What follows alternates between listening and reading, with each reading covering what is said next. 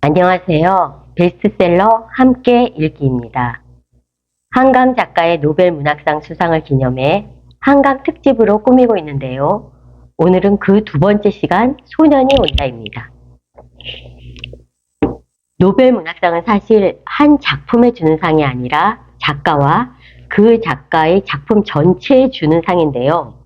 그럼에도 불구하고 많은 사람들이 이 소년이 온다가 한강의 노벨상 수상에 결정적 역할을 했다고 생각합니다. 할리먼이 수상 이유로 밝힌 역사적 상처에 직면하고 인간 삶의 취약성을 노출시키는 시적 산문이다 라는 평에 소년이 온다가 대표적으로 대응되는 작품이기 때문일 것입니다. 소년이 온다는 5.18 광주 민주화운동을 배경으로 하고 있는 작품입니다. 우리 현대사에는 여러 아픈 사건들이 있었지만 광주 민주화 항쟁만큼 커다란 국민적 트라우마를 남긴 사건도 드물 겁니다. 한강 작가는 처음부터 5.18에 대해 써야 되겠다 라고 생각한 게 아니라 작가적 운명처럼 이 무거운 작품을 쓰게 되면서 그렇다면 잘 써야 한다 라고 생각했다고 해요. 에필로그에서도 나왔지만 잘 쓰기 위해서 그녀는 일단 구할 수 있는 모든 자료를 읽었다고 합니다. 역사적인 사실도 잘 전달해야 하고 사실 뒤에 가려진 인간의 목소리나 문학적인 성취 면에서도 모두 잘 써야 한다는 부담감 같은 게 있었던 것 같아요. 그래서 이 작품이 나온 뒤에도 젊은 사람들이 소년이 온다를 많이 읽었으면 좋겠다. 될 수 있을지 모르지만 나는 그렇게 되기를 꿈꾼다. 라며 작가가 홍보 활동도 하고 많은 노력을 하셨더라고요. 그런데 이제 노벨 문학상으로 작가의 꿈이 완전히 이루어지게 된 거죠. 그럼 작품으로 들어가 보겠습니다. 소년이 온다도 작품 구성이 굉장히 특이한데요. 저는 이 작품 구성이 5.18이라는 거대한 사건에 대해 작가의 인식과 괴를 같이 한다고 봐요. 그러니까 구성만으로도 작가가 독자한테 어떤 말을 걸어오는 것 같다고 할까요? 소년이 온다는 시간적으로 과거에서 현재로 오는 소설입니다. 1980년 5월로부터 빅뱅처럼 우주가 폭발하고 우주에 흩어진 그 파편들이 조금씩 현재의 우리한테 다가오는 듯한 작품이에요. 이 작품은 매 챕터마다 시간적으로 그렇게 점점 우리에게 가까워져서 마지막 30년이 훌쩍 지난 어느 날에 이르게 됩니다. 그리고 이 작품의 또 다른 구성상의 특징은 각각의 장마다 화자가 달라요. 각 장마다 화자가 다르고 말하는 방법도 달라요. 그래서 우리는 책을 읽을수록 좀 더 복합적으로 사건과 그 안에 있는 인간에 대해서 이해하게 되죠. 그런데 그 중에서도 첫 장을 유의해서 볼 필요가 있어요. 첫 장에는 나머지 5장에 나오는 주인공이 모두 나오거든요. 그리고 첫 장은 나는으로 시작하지 않고 너는으로 시작합니다. 2인칭 시점이라고 할까요? 여기서 너는 이 책의 주인공 동호를 말해요. 동호요. 책의 끝까지 너가 계속해서 나오는데 이는 모두 동호를 부르는 말이에요. 그럼 줄거리를 한번 말해볼까요? 이 책은 모두 6장과 에필로그로 이루어져 있습니다. 1장 어린 새 동호. 중학교 3학년 동호는 실종된 친구 정대를 찾아 시체들이 안치되어 있는 상무관으로 갑니다. 거기서 동호는 시체에 흰포를 덮어주고 인상착의를 기록하는 일을 하게 됩니다. 너무도 끔찍한 시체들의 상태에 놀라지만 어린 동호는 집으로 돌아가라는 어른들의 만류를 뿌리치고 묵묵히 그 일을 계속합니다. 동호는 여기서 시민군 측에서 일하는 은숙 누나, 선주 누나, 진소형 등을 만나게 됩니다. 추도식에서 동호는 군인들이 총을 쐈는데 왜 애국가를 부르고 태극기를 덮어주냐는 질문을 하고 은숙 누나는 총을 쏘는 군인들은 국가가 아니야. 우리가 국가야. 라고 말합니다. 정대는 동호의 문간방에 새들어 살던 친구인데 사실 동호는 정대가 총에 맞는 것을 봤던 것입니다. 빗발치는 총알 속에 거기로 가면 개죽음이라는 소리를 듣고 정대에게 가서 구해주지 못하고 도망친 자신을 동호는 아프게 떠올립니다. 자, 그럼 동호가 처음으로 진압군의 폭력에 직면하는 장면을 읽어드리겠습니다.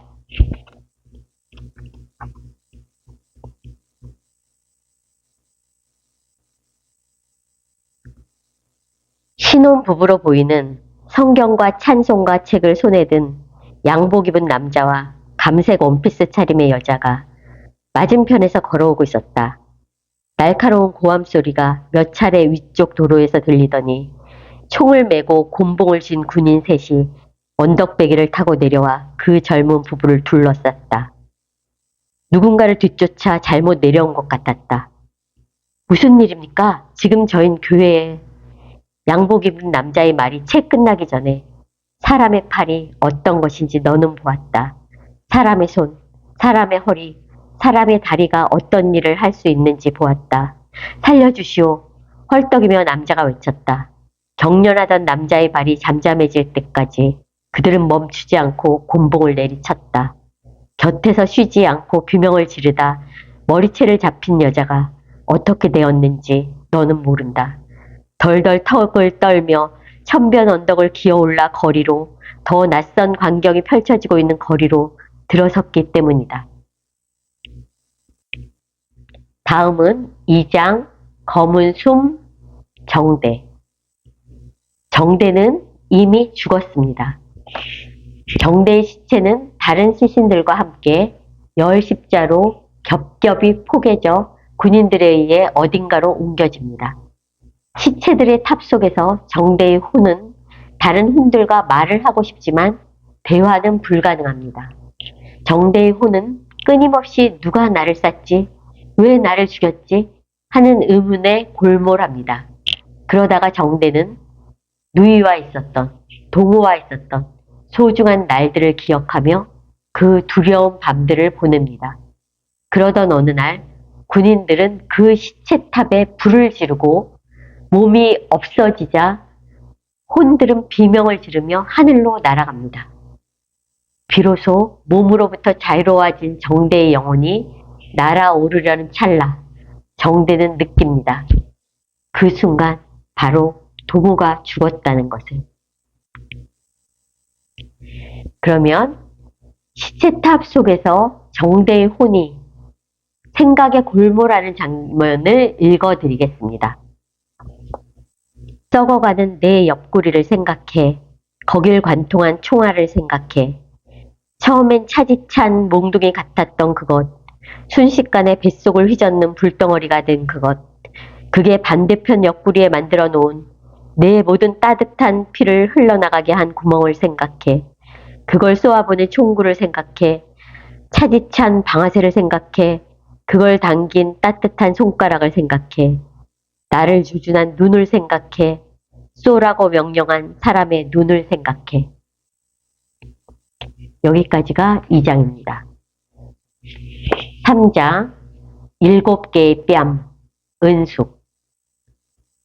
은숙은 24살 출판사 직원인데 어느 날 경찰서 취조실에 불려가 뺨 7대를 맞습니다. 수배자인 번역자의 거처를 대라면서요. 뺨을 맞으면서 은숙은 도청 군수대를 떠올립니다. 그때 그날 19살이던 은숙은 어떻게 벌써 축제처럼 분수를 내뿜냐며 도청에 전화해 항의했었죠. 은숙은 사실 80년 광주 상무대에서 동호와 함께 있었던 수피아 여고 3학년 은숙이었던 거죠. 은숙은 그때 마지막 도청 항쟁에서 시민군을 뒤로하고 먼저 나온 죄책감이 있습니다. 그 후 집안의 폐를 안 끼치기 위해서 대학에 갔다가 거기서도 학살자 전두환 타도 집회에 연루됩니다. 갑자기 중풍을 앓게 된 아버지를 돌보기 위해 학업을 중단한 은숙은 대학 2학년을 중퇴하고 출판사에 취직한 겁니다. 검열을 통째로 지워진 희곡집은 발간되지 못했지만 희곡은 연극으로 상연이 되는데 그 연극이 광주 민중항쟁에 대한 것이었습니다. 연극은 죽은 자의 넋을 기리며 초혼을 하는데 무대 중앙으로 어린 중학생이 걸어옵니다. 동호야, 관객 속의 은숙은 너의 이름을 부릅니다. 그럼 관객 속에서 동호의 이름을 부르는 은숙 장면을 읽어드리겠습니다.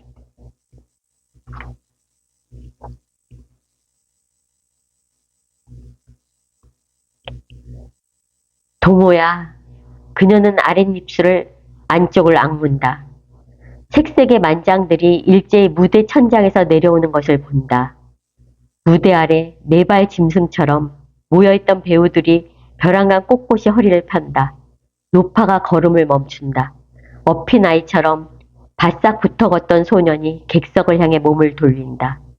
그 얼굴을 바로 보지 않기 위해 그녀는 눈을 감는다. 내가 죽은 지 장례를 치르지 못해 내 삶이 장례식이 되었다. 내가 방수 모포에 쌓여 청소차에 실려간 뒤에 용서할 수 없는 물줄기가 번쩍이며 분수대에서 뿜어져 나온 뒤에 어디서나 사원의 불빛이 타고 있었다. 봄에 피는 꽃들 속에, 눈송이들 속에, 날마다 찾아오는 저녁들 속에, 다 쓴 음료수병에 내가 꽂은 양초 불꽃들이. 여기까지가 3장이고요. 4장, 새와 피, 진수의 동료. 나는 김진수와 도청 항쟁을 함께하다 같은 감방에 수감되었습니다. 그들은 모나미 볼펜을 손가락에 끼고 비틀기를 뼈가 보일 때까지 계속했습니다. 방 하나에 90명의 남자들을 쳐넣고 말을 할 수도 움직일 수도 없게 했습니다. 도청에서 무기를 소지한 이들은 극렬분자로 분류되어 더욱 악랄한 고문을 당해야 했죠. 특히 여성적으로 생긴 김진수는 성적으로 가혹한 일까지 당했습니다. 식사는 2인 1조로 식판 하나로 함께 하는데 나와 김진수가 한 조였습니다. 식사 때마다 서로 콩나물 한 줄기를 더 먹기 위해 우리는 눈을 부라렸습니다. 그들은 우리가 그런 악다구니 속에서 인간이기를 포기하기를 바란 것이죠. 그 감방에서 싸우지 마요. 우리는 죽을 각오를 했었잖아요. 라고 외치는 어린 영재가 있었어요. 그의 도청에서 우리가 끝까지 싸울 수 있었던 건 느닷없이 발견한 내 안의 깨끗한 무엇, 양심 때문이었습니다. 끝없이 헌혈하는 사람들, 주먹밥, 물과 딸기, 그리고 애국가와 아리랑을 기억합니다. 그날 도청에서 김진수는 어린 학생들에게 너희는 죽어서는 안 된다며 항복해서 살아남으라고 했습니다. 그런 김진수에게 감방에서는 영재가 마음을 주는 대상이 되었습니다. 재판이 끝나고 선고가 내려졌지만 결국 그 이듬해 우리는 모두 특사로 석방되었습니다. 2년 후 나와 김진수는 국밥집에서 다시 만나는데 우리는 모두 대학으로 돌아가지 못하고 전파사 일을 하거나 한식당 일을 하며 있었습니다. 지독한 두통, 치통, 불면에 시달리면서 말이죠. 또 10년의 세월이 흐르고 김진수는 꼭 죽이고 싶은 사람이 있었는데 이젠 그런 생각도 들지 않는다고 했습니다. 그러다 작년 9월 김진수는 영재가 여러 번 자살을 시도했으며 사람을 죽일 뻔해 재판을 받고 결국 영원히 정신병원에 갇혔다고 말합니다. 내가 살아있는 김진수를 본 건 그날이 마지막이었습니다. 김진수도 자살했으니까요. 김진수의 유서와 함께 있었던 사진 한 장이 있었습니다. 사진은 도청에서 마지막 진압당한 시민군 사진이었는데 사진 끝에 직선으로 쓰러져 누운 5명의 어린 학생들이 있었습니다. 그 학생들은 김진수의 말대로 두 손을 들고 항복하러 일렬로 내려왔으나 계엄군이 M16을 난사해 아이들임을 알고도 죽였던 것입니다. 그럼 김진수의 유서 옆 사진에 나온 아이들이 죽는 장면을 읽어드리겠습니다.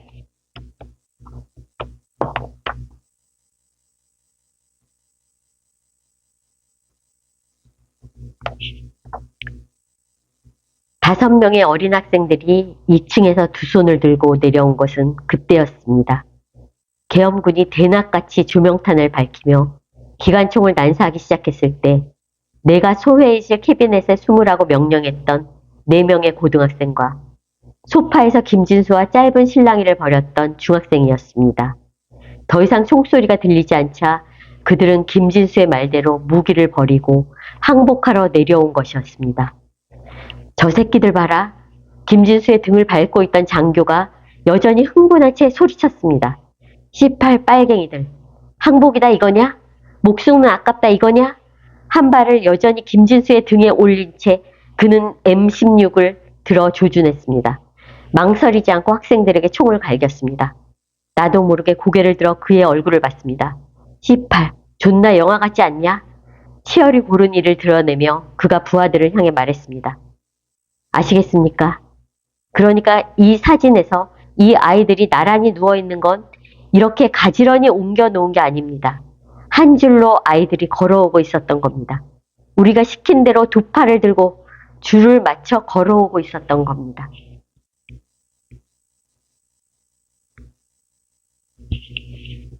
오장 밤의 눈동자 선주. 선주는 43살의 사무노동자입니다. 그녀는 윤으로부터 광주 민주화 항쟁의 기록과 심리 부검을 위해 자신의 경험을 녹취해 줄 것을 부탁받습니다. 선주는 10대부터 방직공으로 노동 현장에 있었는데 노동운동가인 성희 언니에게 우리는 고귀하다며 노동 이념을 배웁니다. 그러다 노조에 연루되어 나체 시위를 하게 되고 구사대에 짓밟혀서 창자가 터지고 그런 상처를 입은 끝에 해고됩니다. 블랙리스트에 오른 그녀는 고향 광주로 내려가 양장점 시다로 일하게 되는데 광주 민중항쟁이 터집니다. 거기서 버스를 타고 시위하는 전남방직 여공들을 보면서 자신도 상무대로 가서 시신을 정리하고 시민군을 돕는 일을 하게 된 겁니다. 결국 선주는 계엄군에 의해 붙잡히게 되고 그들의 각본대로 넌 숨어있던 간첩이지? 관첩이라는 자백을 할 때까지 여성의 가장 수치스러운 곳을 난도질 당합니다. 그 후 수감됐다 석방된 선주는 죽기 위해서 다시 광주를 찾습니다. 거기서 벽보에 도청 앞마당에 모로 누워있는 동호의 마지막 사진을 보게 되고 선주는 분노합니다. 현재의 선주는 방 문고리에 걸어둔 수건에서 떨어지는 똑똑똑 물방울 소리에 누군가 오고 있는 발자국 소리를 듣습니다. 그녀는 그 소리에서 동호가 자신에게 오고 있음을 느낍니다. 선주는 자신이 그때 동호에게 가라고 하지 않았던 책임이 있기 때문에 동호가 자신한테 오는 거라고 느낍니다. 선주는 암으로 병원에 입원해 있는 성희 언니를 만나러 갑니다. 그리고 이 말을 전하고 싶어 합니다. 죽지 마, 죽지 말아요. 그날로부터 20여 년이 흐른 뒤에 선주가 그날의 상무대를 회상하며 하는 장면을 읽어드리겠습니다.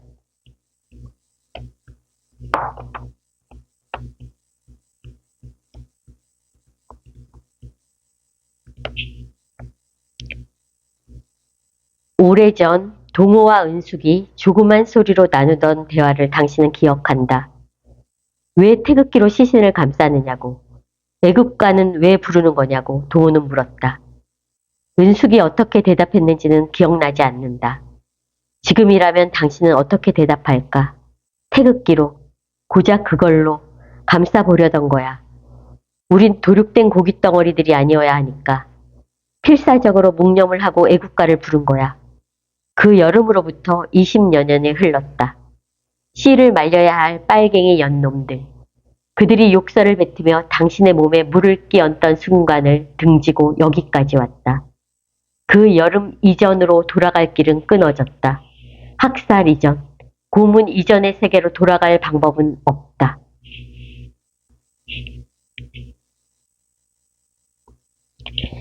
(6장) 꽃핀 쪽으로. 동호 엄마. 동호 엄마는 너의 뒷모습을 닮은 중학생을 휘적휘적 따라갑니다. 내가 그렇게 간 지 벌써 30년이 지났는데 엄마는 아직도 너를 잊지 못합니다. 너를 그날 도청에 두고 왔다고 책임을 묻는 큰형과 작은형은 큰 싸움을 하고 20년째 대면대면하게 지냅니다. 사실 너를 데리러 간 작은형과 엄마가 도청에 간 그날 막무가내 들어가겠다는 작은형을 남은 아들까지 잃을까봐 무서워서 내가 6시에 돌아오기로 했다며 억지로 돌려세운 건 엄마였습니다. 너를 잃고 엄마는 투사가 되어 살인마 전두환을 찢어 죽이라고 외치고 다닙니다. 오늘도 엄마는 동호 너를 잊지 못하고 대색입니다. 어쩌거나 우리 막둥이 퉁퉁 붓고 잘 안 나오는 내 왼쪽 젖을 빨아줘 나가 유난히 방긋 웃기를 잘했는디 5살적 천병길을 산책할 때도 밝은 쪽으로 꽃핀 쪽으로 걷자고 했던 아가였는디 우리 동호. 그럼 투사가 된 엄마의 얘기를 읽어드릴게요.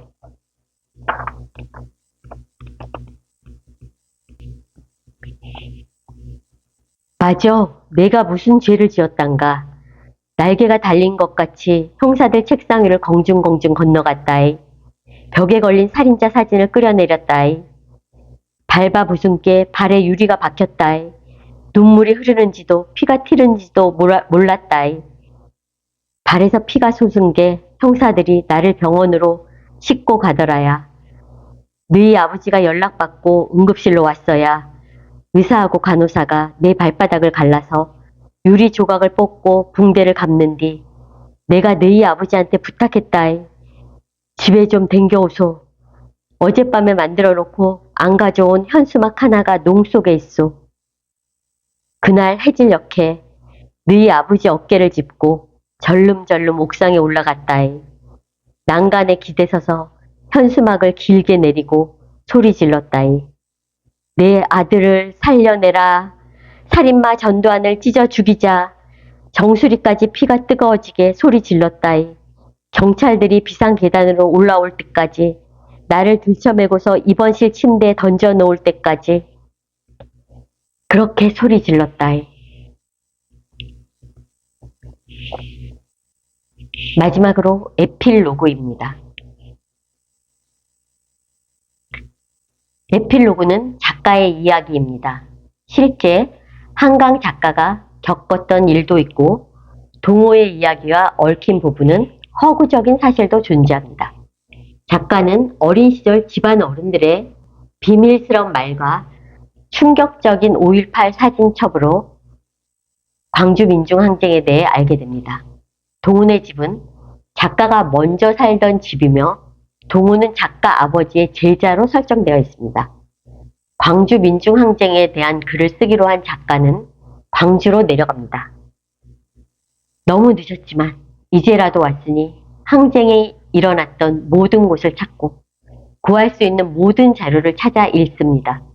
그러다 작가는 꿈속에서 칼에 찔리는 무서운 꿈을 꿉니다. 마지막으로 작가는 동호의 작은형을 찾아 동호의 얘기를 쓰겠다고 허락을 구합니다. 허락이요? 물론 허락합니다. 대신 잘 써주셔야 합니다. 제대로 써야 합니다. 아무도 내 동생을 더 이상 모독할 수 없도록 써주세요. 여기까지가 이 무겁고 긴 이야기의 끝입니다. 여러분은 어떻게 읽으셨나요? 저는 이 책을 읽고 몇 가지를 생각해 보았습니다. 첫 번째는 이 책을 통해 광주 민중항쟁은 어떻게 기록되었는가 입니다. 5.18이 있은 지 이미 30년이 넘었습니다. 많은 역사적 기록을 남겼고 문학과 영화 등 예술 작품으로도 많이 만들어졌습니다.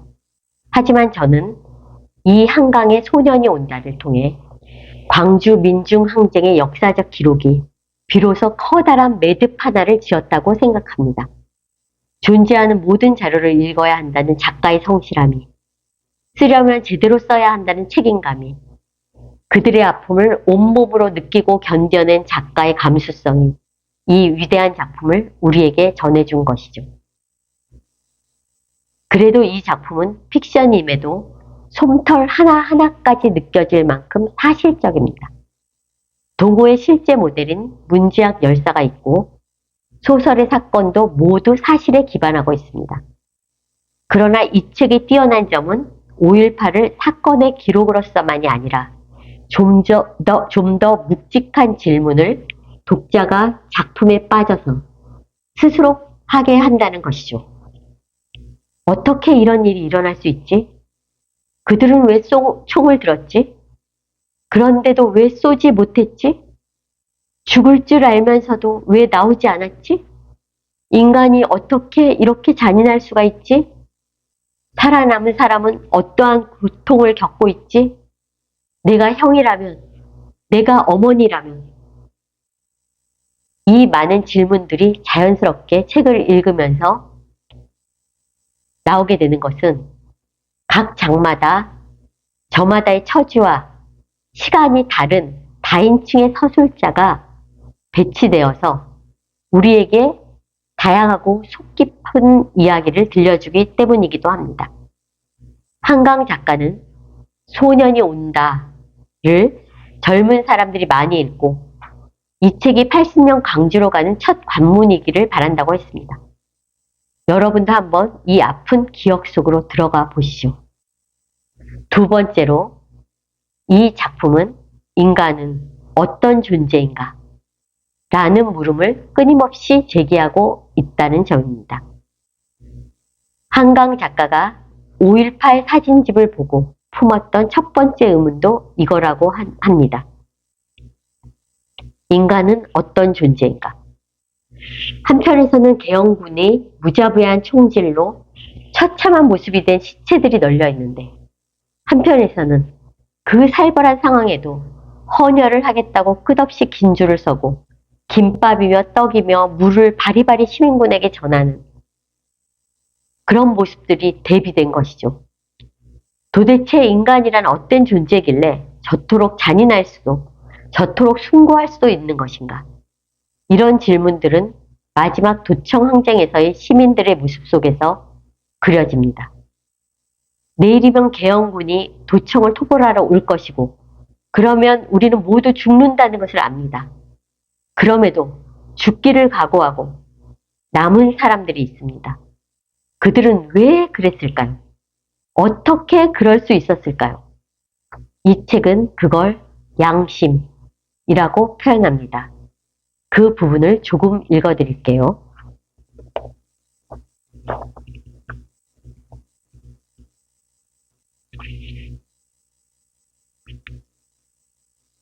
군인들이 압도적으로 강하다는 걸 모르지 않았습니다.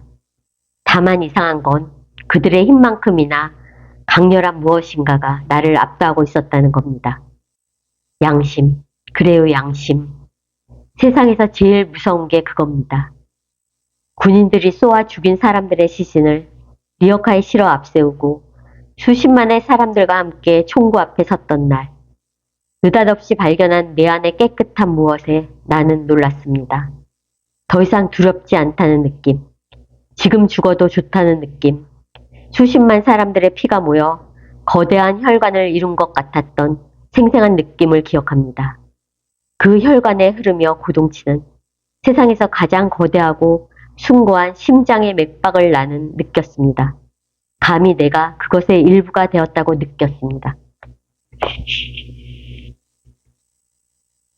반면에 시키는 것 이상으로 잔인하게 행동한 군인들이나 악마 같은 고문의 현장도 이 책에서 묘사됩니다. 여기서도 작가는 묻습니다.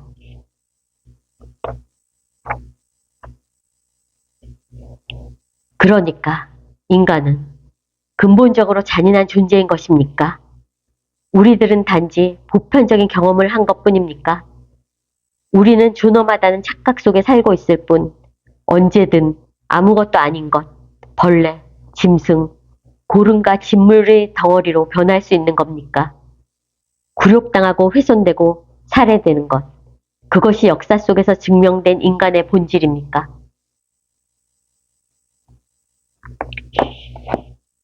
그런데 작가는 양심적 사람과 악마적 사람이 따로 있다 라고 말하지 않습니다. 소설 속에는 어떤 책의 내용이라면서 군중 속의 인간에 대해서 이런 글이 나옵니다.